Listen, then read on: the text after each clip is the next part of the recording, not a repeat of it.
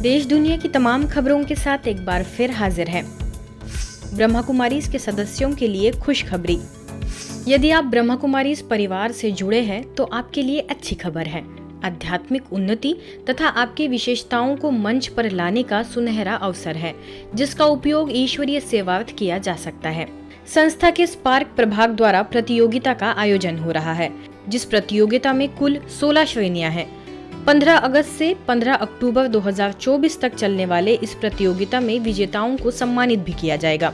इसमें मुख्य रूप से सड़क सुरक्षा, तकनीकी नवीनता, सेवार्थ पावर पॉइंट प्रेजेंटेशन, ईश्वरीय सेवा में सुधार हेतु सुझाव, प्रदर्शनी समझाना, ज्ञान का वैज्ञानिक विश्लेषण, मेडिटेशन कमेंट्री, वैल्यू गेम, युवाओं के लिए योग शिविर, ईश्वरीय गीत, ईश्वरीय सौगात, अग्नि रहित खाना पकाना, प्रक्रिया सुधार, 4 विषयों में निपुणता, 3 घंटे का एक रस योग तथा योग का मूल्यांकन आदि शामिल है।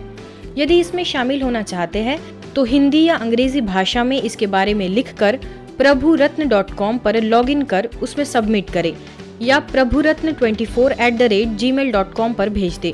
यदि आपको कंप्यूटर की जानकारी नहीं है तो दूसरों की सहायता भी ले सकते हैं। अधिक जानकारी के लिए 8664729775 पर संपर्क कर सकते हैं। पुरस्कार घोषणा की अंतिम तिथि 1 नवंबर को घोषित की जाएगी। पुरस्कार वितरण संस्था के मुख्यालय में होगा। अभिरुचि 2024 काव्य संध्या का सेवा केंद्र पर आयोजन। बैतूल साहित्य सृजन कुंज द्वारा अभिरुचि 2024 काव्य संध्या आयोजित की गई। इस कार्यक्रम का आयोजन ब्रह्मा कुमारीज के भाग्य विधाता भवन में किया गया, जिसमें मुख्य अतिथि ASP कमला जोशी, ADJ मेहजबीन खान तथा कार्यक्रम की प्रेरणा स्रोत BK मंजू उपस्थित रही। इस कार्यक्रम में सृजन सखियों ने अपनी काव्य रचनाओं की प्रस्तुति देकर समा बांधा। प्रकृति, माँ, पर्यावरण, पिता, नारी, संबंध आदि विषयों पर काव्य रचनाएं की गई। सभी ने अपनी रचनाओं के द्वारा इन विषयों की बड़ी सुंदर अभिव्यक्ति की।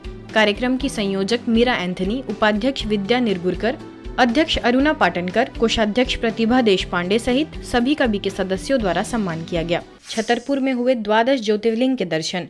व्रत अर्थात दृढ़ता। तो यह जो सावन का महीना चल रहा है, इसमें हम जो भी व्रत रखें उसमें हम दृढ़ संकल्प करें कि हमें एक एक बुराई का व्रत लेना है। इस प्रकार के व्रत लेने से हमारे व्यवहार में, हमारे कर्म में परिवर्तन आएगा, क्योंकि व्रत से वृत्ति और वृत्ति से प्रकृति और व्यक्ति दोनों में परिवर्तन आता है। यह बातें कही मध्य प्रदेश छतरपुर स्थित किशोर सागर सेवा केंद्र से राजयोग शिक्षिका BK रमा ने, जो सेवा केंद्र पर आयोजित 12 ज्योतिर्लिंग दर्शन करने आई गहोई समाज की सभी महिलाएं एवं अन्य श्रद्धालुओं के समक्ष वक्तव्य दे रही थी। परमात्मा से कनेक्शन जोड़ के व्यर्थ नहीं बोलना है, किसी के लिए कुछ भी नहीं बोलना है, साइलेंस रहना, चुप रहना है। कुछ भी हो, वो व्रत चाहे आप ना करो, लेकिन मौन का व्रत, बुराइयों का व्रत इस सोमवार को आप जरूर करना। आप खुद महसूस करेंगे कि हमने ये व्रत किया है तो हमारी आत्मा को, मन को हमारी बहुत शक्ति मिली है, शांति मिली है। जो आपको बहुत कार्य करके भी शांति नहीं मिल सकती थी, वो एक दिन चुप रहने से ये व्रत करना है। BK रीना ने सभी को परमात्मा शिव और उनके कर्तव्यों के बारे में बताया, जिसके पश्चात सभी ने मिलकर 12 ज्योतिर्लिंगम की महिमा की। इस अवसर पर गहोई समाज महिला मंडल अध्यक्ष मंजू बिलैया, उपाध्यक्ष रश्मि रुसिया, कोषाध्यक्ष प्रिया रावत, सचिव कल्पना रावत उपस्थित रही। झांकी के दर्शन करने आए सभी सखी महिला भजन मंडली द्वारा ढोलक की थाप और झांझ मंजीरे की धुन पर बहुत सुंदर भजन गाए गए। सभी दर्शनार्थियों ने एक ही स्थान पर 12 ज्योतिर्लिंगम के दर्शन कर एवं उसका आध्यात्मिक रहस्य समझ स्वयं को धन्य धन्य महसूस किया। शिव के लिए कहते शिव परमात्माए नमः। शिव का अर्थ ही होता है शिव माना सदा कल्याणकारी।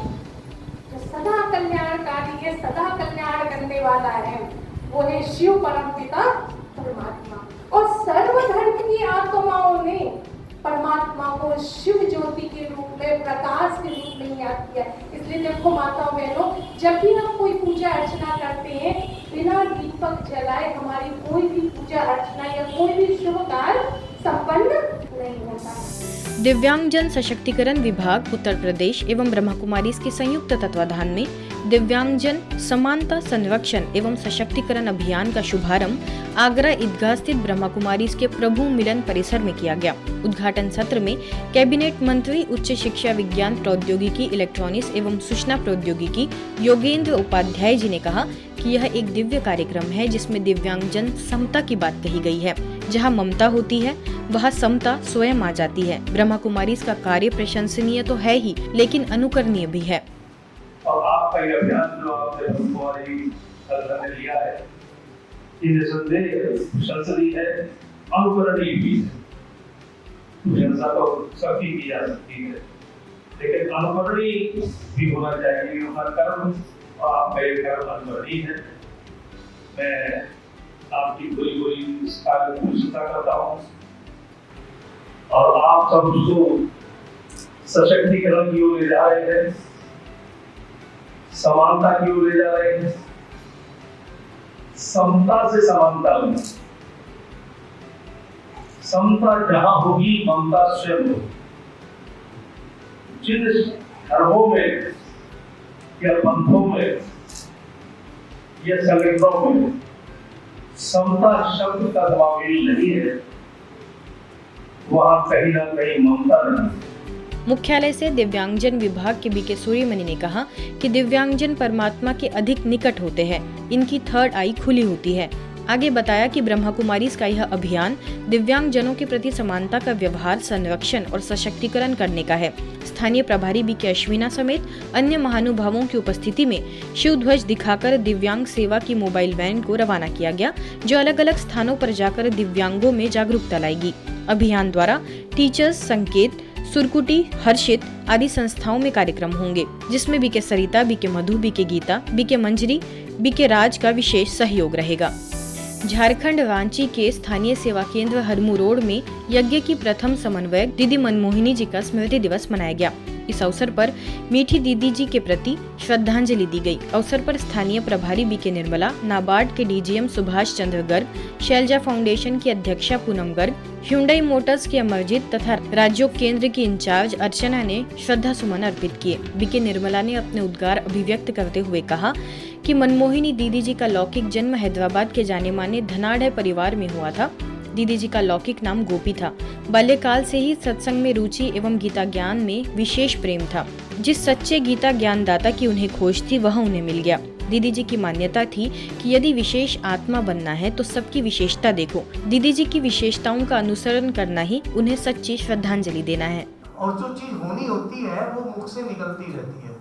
बार बार दीदी के मुख से निकलता रहा, अब घर जाना है, अब घर जाना है। तो ये मंत्र जो है हम सबके लिए दिया था दीदी ने कि अब अगर जाना है, अगर हम ये चीज याद रखेंगे तो हमें इस दुनिया जो विनाश होनी है इससे जो है हमारा मोह कम हो जाएगा। और हम सबको उन्होंने ये पाठ पढ़ाया है, याद दिलाया है, जो याद रखने की बात है। तो बाबा को साथी बना करके रखो, हमेशा सबसे साक्षी भाव से चलो, हर बातों से, व्यक्ति से, परिस्थिति से साक्षी भाव में रहो। इस प्रकार अपनी आध्यात्मिक स्थिति को मजबूत रखते हुए चलना है, क्योंकि जीवन की सच्चाई क्या है, आत्मघर ध्यान है। यही है दीदी का संदेश हम सब बच्चों के प्रति। ओम शांति। आज की खबरों में फिलहाल इतना ही। देश दुनिया की तमाम खबरों के लिए देखते रहिए मधुबन न्यूज।